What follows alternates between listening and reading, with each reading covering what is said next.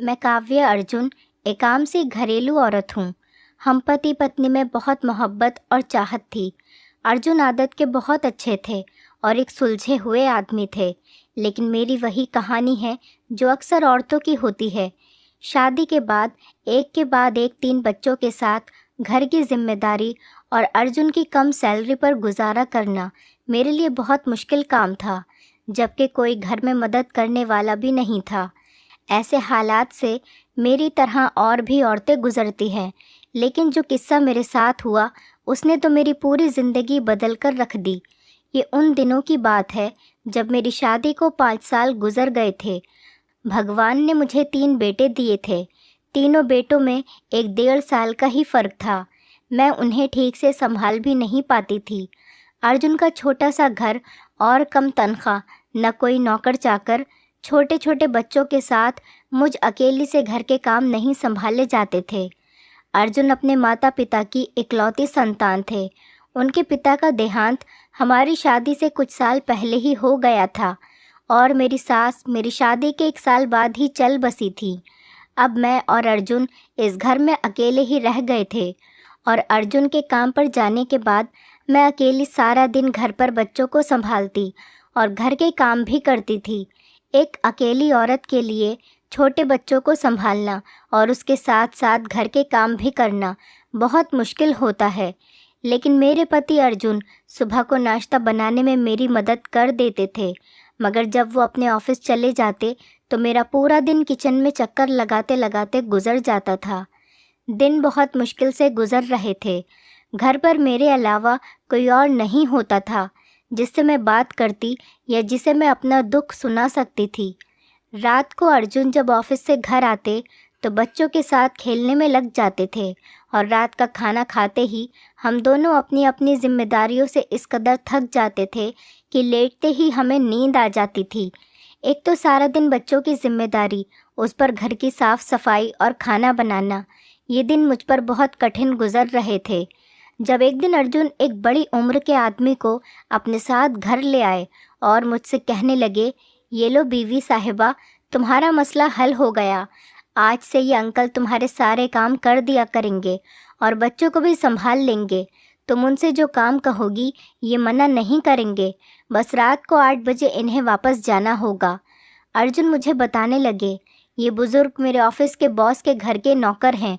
वो लोग कुछ महीने के लिए लंदन घूमने के लिए जा रहे हैं, लेकिन यहाँ इनका कोई भी रिश्तेदार नहीं है, इसीलिए बॉस ने मुझसे कहा कि मैं इन्हें अपने साथ ले जाऊं।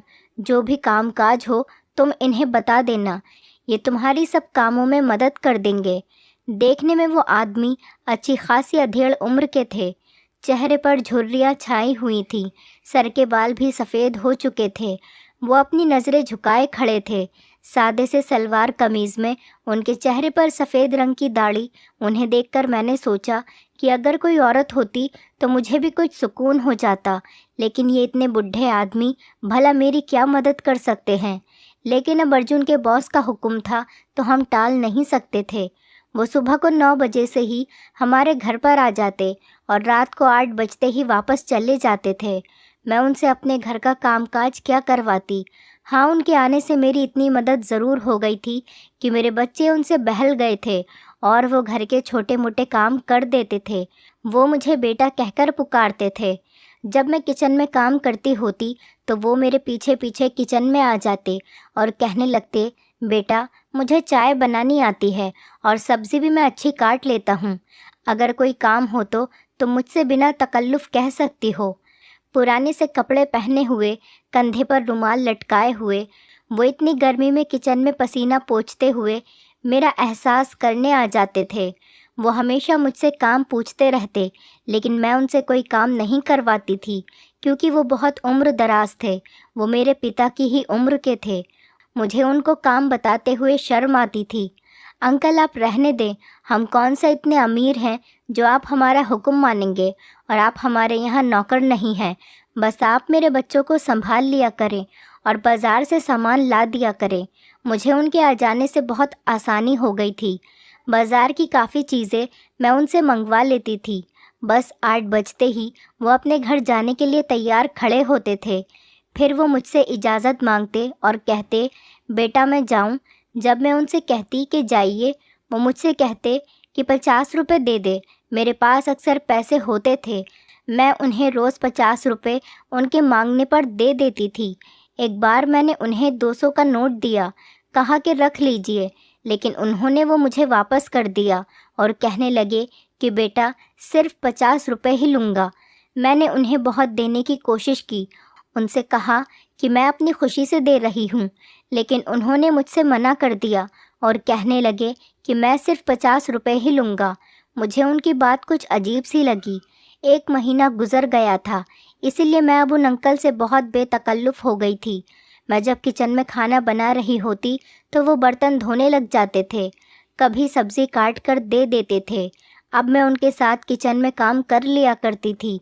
जो पहले की तरह मुझे उनके साथ किचन में झिझक नहीं होती थी। वो मुझसे बच्चों के बारे में भी बात कर लेते थे। कभी कभी सब्ज़ी काटते हुए वो मुझसे खाना बनाने की रेसिपी पूछने लगते।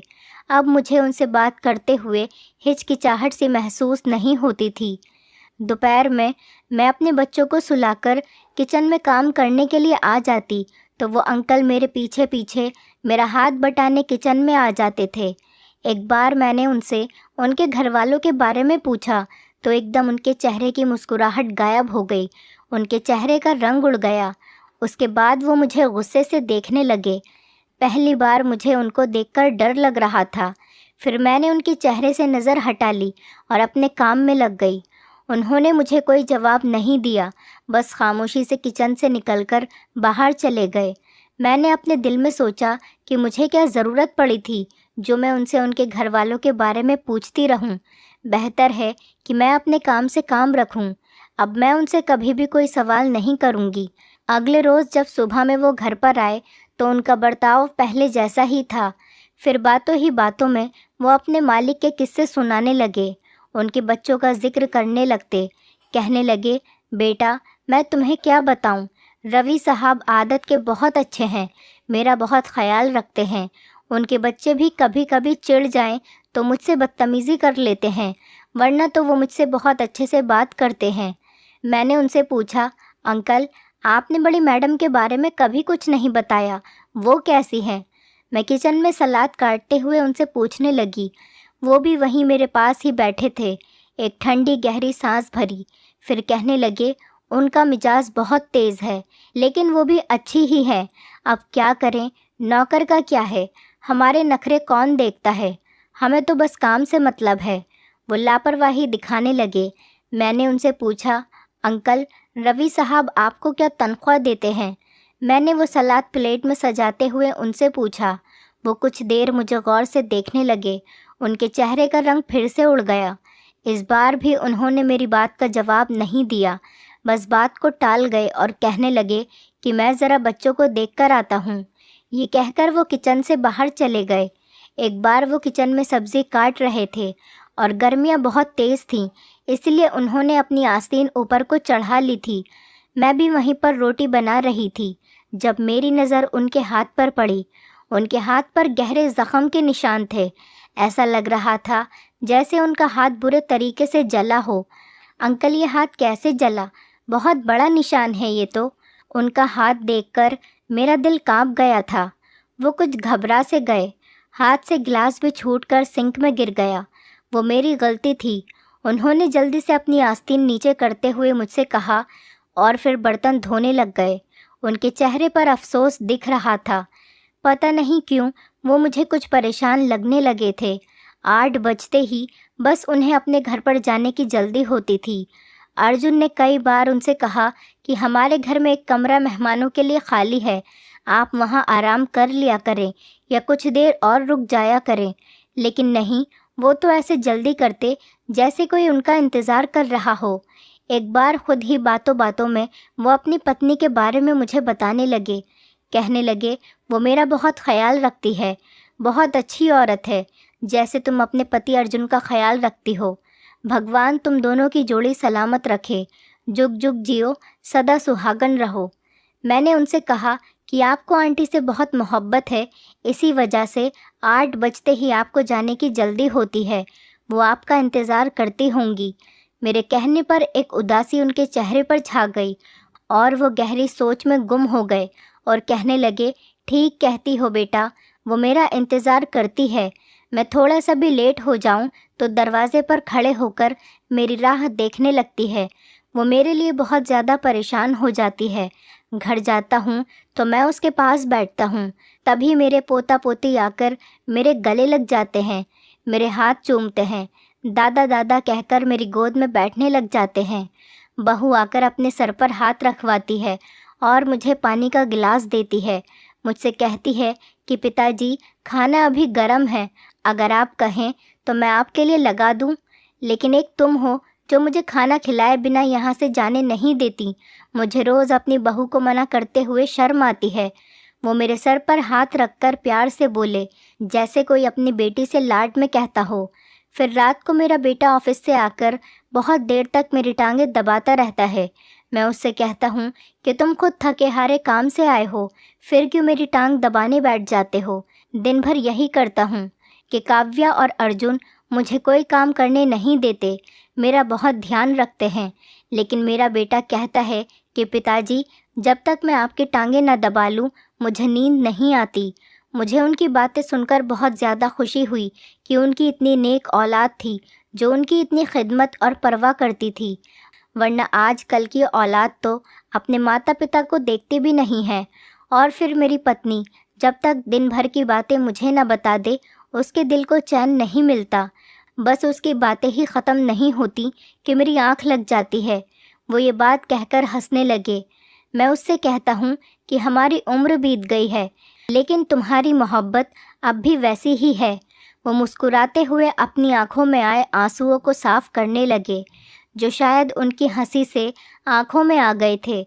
सच्ची मोहब्बत अंकल वही है जो आपकी पत्नी आपसे करती हैं। औरत की मोहब्बत पुरानी कब होती है, वो तो समय के साथ साथ और ज़्यादा मजबूत होती जाती है। मेरी बात पर वो मुझे गौर से देखने लगे, कहने लगे कि तुम बिल्कुल मेरी पत्नी हेमा की तरह बातें करती हो। मैं सोचता हूँ अगर मेरी कोई बेटी होती तो वो बिल्कुल तुम जैसी होती। वो मुस्कुराकर कहने लगे। मैंने उनसे पूछा, आप नौकरी क्यों करते हैं अंकल? मेरे सवाल पर वो एकदम से घबरा गए। उनका मिजाज बहुत अलग था। कभी कभी बात करने पर आते तो अपने घर वालों की सारी बातें मुझे बताने लगते, और कभी कभी मैं उनसे कुछ सवाल करती तो वो बिना जवाब दिए ही वहाँ से उठकर चले जाते। अभी वो मेरे इस सवाल का जवाब दिए बिना ही उठकर वहाँ से चले गए थे। फिर मैंने दिल ही दिल में सोचा कि हो सकता है कि इन्हें पैसों की परेशानी हो, बेटे की तनख्वाह ज़्यादा नहीं हो, तभी इस उम्र में मेहनत कर रहे हैं। मैंने अर्जुन से कहा, आपका बॉस तो अंकल को अच्छी तनख्वाह देता होगा, जिससे उनका गुजारा बहुत अच्छे से हो जाता होगा, लेकिन अब वो यहाँ नहीं है तो अंकल के घर वालों को मुश्किल हो रही होगी। आप जितनी तनख्वाह आसानी से दे सकते हैं उन्हें दे दें। मेरी बात सुनकर अर्जुन ने जवाब दिया कि तुम्हें क्या लगता है मैंने उन्हें तनख्वाह देने की कोशिश नहीं की होगी? लेकिन वो मुझसे पैसे लें तब ना।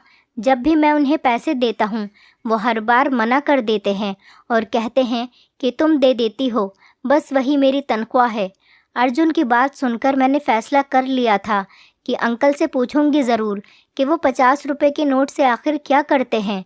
अगले दिन जब मैंने अंकल को 50 रुपये का नोट दिया तो मैंने उनसे पूछ ही लिया कि सिर्फ 50 रुपये के नोट से उन्हें क्या मिलता है। इस बार वो खामोशी से बाहर नहीं गए थे, बल्कि मुझसे कहने लगे, बेटा तुम मेरे घर आना और सब अपनी आंखों से देख लेना। अगले दिन जब मैं उनके घर गई तो मेरे पैरों तले से ज़मीन निकल गई, क्योंकि वहाँ तो मैं और अर्जुन दोनों ही अंकल के साथ उनके घर गए थे। एक सुनसान सा इलाका था, छोटी छोटी गलियाँ थीं, तंग सा माहौल था। एक गली के अंदर जाते ही 2-4 घर के बाद गली बंद थी।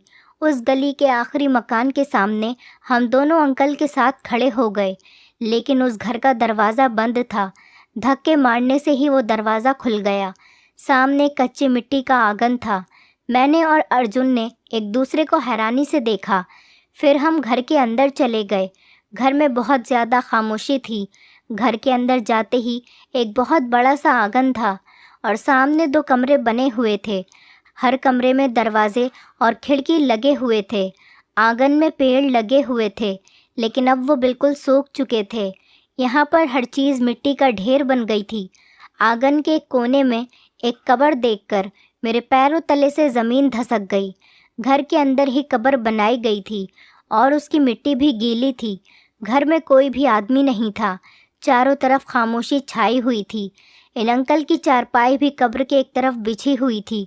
चारपाई के पास एक मिट्टी का घड़ा रखा हुआ था और उस पर एक स्टील का गिलास उल्टा रखा हुआ था। अंकल सबसे पहले इस कब्र पर गए और कहने लगे, हेमा देखो तो कौन आया है। अरे तुम्हें बताया तो था, काव्या बेटा आने की ज़िद कर रही है। बहाने बहाने से तुम सबके बारे में पूछती रहती है, इसीलिए इस बार मैं इसे साथ लेकर आ गया हूँ। मेरे पैर तो ये सब कुछ देखकर वहीं पर जम गए थे। अर्जुन की हालत भी मुझसे कुछ अलग नहीं थी। अंकल ने अपनी जेब से अगरबत्ती निकाली और माचिस जलाकर इस कब्र पर लगा दी। फिर मुड़कर हमें देखने लगे और कहने लगे कि तुम दोनों वहाँ क्यों रुक गए, अंदर आओ ना। तुम मुझसे पूछती हो कि मैं 50 रुपये क्यों लेता हूँ। हेमा को अगरबत्ती की खुशबू बहुत पसंद है, इसलिए मैं उसके लिए रोज़ अगरबत्ती लेकर आता हूँ और ये खुश हो जाती है। चलो मैं तुम्हें अपनी बहू से मिलवाता हूँ, वो किचन में खाना बना रही होगी। वो मेरे आने से पहले ही मेरे लिए खाना तैयार करके रखती है। कहती है पिताजी को आते ही भूख लगी होगी। ये कहकर वो मेरे पास आए और मेरा हाथ पकड़कर अपने किचन में ले गए। किचन की हालत भी बाकी घर से कुछ अलग नहीं थी। खाली किचन था और उसमें कुछ स्टील के बर्तन पड़े हुए थे, वो भी मिट्टी से भरे पड़े थे। मुझे लगा शायद इनकी फैमिली की किसी हादसे में मौत हो गई होगी। शायद सभी परिवार वाले दुनिया छोड़कर चले गए हैं, इसीलिए ही अंकल तन्हाई का शिकार हो गए। उससे बचने के लिए ही ये बिना तनख्वाह के काम करते हैं। फिर वो मुझे और अर्जुन को अपने बेटे के कमरे में ले गए। यहाँ कमरे में भी कोई नहीं था, लेकिन दीवार पर बड़े से फ्रेम में एक तस्वीर लगी हुई थी, जिसे देखकर अर्जुन हैरान रह गए। उन्होंने एकदम हैरानी से अंकल की तरफ देखा, फिर तस्वीर को देखा जहाँ अंकल अपने बेटे और बहू के साथ खड़े मुस्कुरा रहे थे। उनका बेटा 22 या 23 साल का लग रहा था और बहू भी 20 साल की होगी। अर्जुन की आंखें फैली हुई थीं। रवि सर, अर्जुन ने सामने इस नौजवान की तरफ उंगली उठाकर हैरत से कहा। उनके मुंह से ये नाम सुनकर मैं दंग रह गई थी। मैंने आज तक अर्जुन के बॉस को नहीं देखा था, सिर्फ उनके बारे में सुना ही था। तो आप सर के पिता हैं? अर्जुन की आवाज़ हैरत के मारे निकल ही नहीं रही थी। अंकल की आंखों से आंसू बहने लगे। नहीं बेटा, मैं तो उनका नौकर हूँ। अब वो फूट फूट कर रोने लगे थे। अर्जुन ने आगे बढ़कर उन्हें अपने गले से लगा लिया। वो अर्जुन के गले से लगकर बहुत ज़्यादा रो रहे थे। मेरी आंखें ये सब कुछ देखकर पथरा गई थी। मेरा घर बर्बाद हो गया है बेटा। मुझे तो आज तक ये भी नहीं पता चला कि मेरा कसूर क्या था। मैंने तो हमेशा अपने माता पिता की खिदमत की, बेटे की अच्छी परवरिश की, उसे अच्छी तालीम दिलवाने के खातिर अपना चैन सुकून सब हराम कर लिया था। शुरू से ही मैंने अनिल सर के घर पर नौकरी की थी। उस समय मुझे रोज़ 50 रुपये तनख्वाह मिलती थी। उसी से मेरा घर अच्छा चल रहा था। मेरी ड्यूटी 8 बजे तक की ही थी। मेरा बेटा बहुत छोटा था। मेरी पत्नी पूरा दिन इसी घर में मेरे माता पिता की खिदमत में गुजार देती थी। कभी इतनी हिम्मत भी नहीं कर पाई कि मेरी माँ को किसी बात का उल्टा जवाब दे सके या मेरे पिता को आंख उठाकर देख सके। बस सर झुकाकर सास ससुर के हर हुक्म को मानती और उनकी खिदमत करती थी। मैं 8 बजे तक घर वापस आता था। अपने पिता की टांगें दबाकर, अपनी माँ की दिल की बातें और शिकवे सुनकर अपनी पत्नी के पास चला जाता था। बस वही 2-3 घंटे हमारी अपनी ज़िंदगी थी। हम हंसते, एक दूसरे से बातें करते, अपना दुख दर्द एक दूसरे से बताते। रवि की पैदाइश के बाद हमने उसको सबसे आगे रखा। हमने सोचा कि हम अनपढ़ हैं, इसी वजह से हम लोगों के घर नौकरी करके उनके झूठे खाने पर मजबूर हैं। अगर हमारा बेटा पढ़ लिख जाएगा तो हमारे भी दिन बदल जाएंगे। समय बीत रहा था। मेरे माता पिता भी एक के बाद एक दुनिया से चले गए। कब मैंने अपने पिता की चारपाई संभाली और कब हेमा ने माँ की जगह, कुछ पता ही नहीं चला। हमारे काले बाल और खूबसूरत जवानी अपने बेटे की परवरिश और ख्वाहिशें पूरी करते करते कब बुढ़ापे को पहुंच गईं पता ही नहीं चला। मेरा बेटा अब ऑफिसर बन चुका था। मैंने अपने सेठ अमर साहब को कहकर अपने बेटे को उनके दफ्तर में नौकरी दिलवा दी। उन्होंने मेरे बेटे को आराम से नौकरी दे दी, क्योंकि मैंने अपनी सारी जवानी उनके घर पर नौकरी करके गुजारी थी। 50 रुपये की तनख्वाह देकर बाकी वो अपने घर का बचा हुआ खाना और कपड़े दे देते थे, जो पहनकर मैंने और हेमा ने अपनी पूरी ज़िंदगी गुजार दी थी। अमर साहब की एक बेटी थी आशा, इकलौती बेटी थी, इसीलिए बहुत ज़्यादा सर चढ़ी और बदतमीज़ भी थी। वो मुझे हमेशा नौकर कहकर ही आवाज़ देती थी, लेकिन जब मैं नौकर था तो मैं उससे कुछ भी नहीं कहता था। अगर बात यहीं तक की होती तो मुझे कोई परेशानी नहीं होती। मेरे बेटे की तनख्वाह भी अब अच्छी हो गई थी। मैंने सोचा कि अब हम दोनों बुढ़ा बुढ़ी के दिन भी बदल जाएंगे। मैं भी अब नौकरी छोड़कर घर पर बैठ जाऊंगा।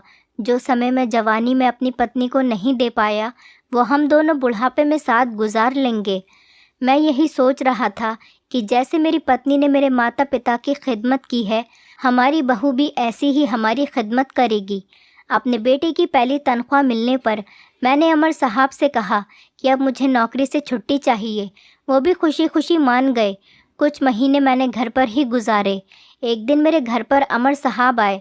उन्होंने आशा मैडम के लिए मेरे बेटे का रिश्ता मांगा तो मैं हैरान सा रह गया।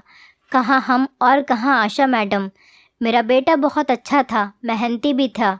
अमर साहब को अपनी बेटी के लिए और क्या चाहिए था। मेरी तो सारी ज़िंदगी उनकी ग़ुलामी करते करते कट गई थी। अब उन्हें मेरे बेटे की ग़ुलामी भी चाहिए थी। उनकी बदतमीज़ और ज़िद्दी बेटी अगर किसी और के घर शादी करके जाती तो 2 दिन भी नहीं रहती। इसलिए उसने मेरे बेटे को फंसा लिया और मेरा बेटा भी दौलत को देखकर हवाओं में उड़ने लगा। मेरे लाख समझाने पर भी आशा मैडम से शादी करने पर तैयार हो गया। आखिर में मुझे ही बेटे की ख्वाहिश के सामने सर झुकाना पड़ा। आशा कुछ दिन ही हमारे घर रही और फिर मेरे बेटे को अपने साथ लेकर चली गई। हेमा बहुत रोई थी, लेकिन मैंने उसे समझाया कि हमारे बेटे की अपनी एक ज़िंदगी है, उसे अपनी मर्ज़ी से जीने दो। वो कहने लगी कि मैंने भी तो अपनी जवानी और अपनी सारी ख्वाहिश आपको पीठ पीछे डालकर रवि की ख्वाहिशों को पूरा करने में उम्र गुजार दी। क्या इसी दिन के लिए मैंने ये सब किया था? मैंने उसे समझाया कि हमारा फ़र्ज़ था। वो रोने लगी और कहने लगी कि क्या उसका कोई फ़र्ज़ नहीं। मैंने उसे बहुत बहलाने की कोशिश की, लेकिन वो बेटे की जुदाई में बीमार रहने लगी थी। हमारा बेटा पहले तो हफ्ते में एक बार अपनी माँ से मिलने आ जाया करता था और घर के खर्चों के लिए पैसे भी दे जाता था, लेकिन धीरे धीरे उसका आना कम हो गया। जब मैंने देखा कि अब मेरे बेटे ने हमें खर्चा देना भी बंद कर दिया तो किसी और घर में नौकरी कर ली। हेमा की जवानी भी मेरे इंतज़ार में गुजरी और बेचारी का बुढ़ापा भी मेरा इंतज़ार करते करते गुजर गया। अगर मुझे लौटने में थोड़ी सी भी देर हो जाती तो वो दरवाजे की दहलीज पर खड़ी मेरा इंतज़ार करती।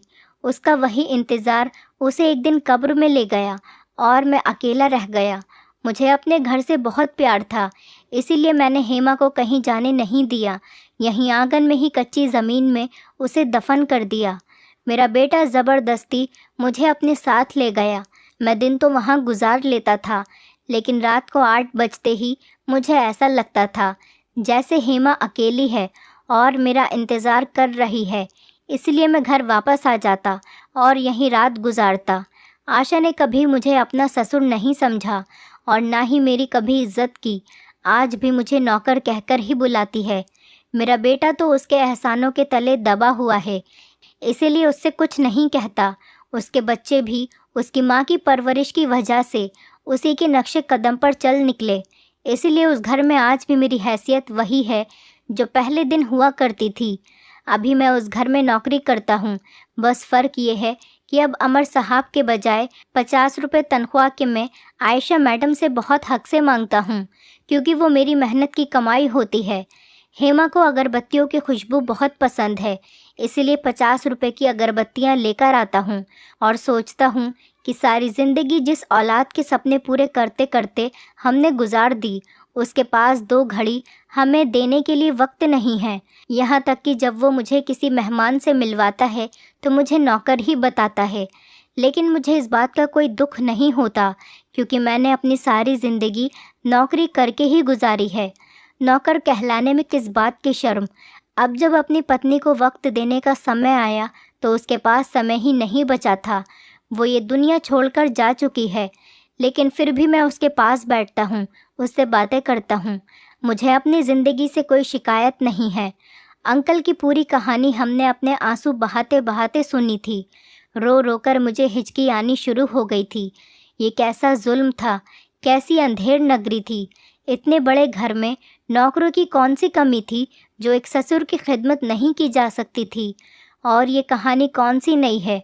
बहुत सी जगह पर माता पिता के साथ औलाद ऐसे ही तो सलूक करती हैं, लेकिन भगवान उनको भी इसके किए की सज़ा ज़रूर देगा, क्योंकि उन्हें भी एक दिन किसी का माता पिता बनना है। जब उन पर जुल्म होगा तब उन्हें। Thank you for watching. ऐसी और वीडियो देखने के लिए हमारे चैनल को सब्सक्राइब करें।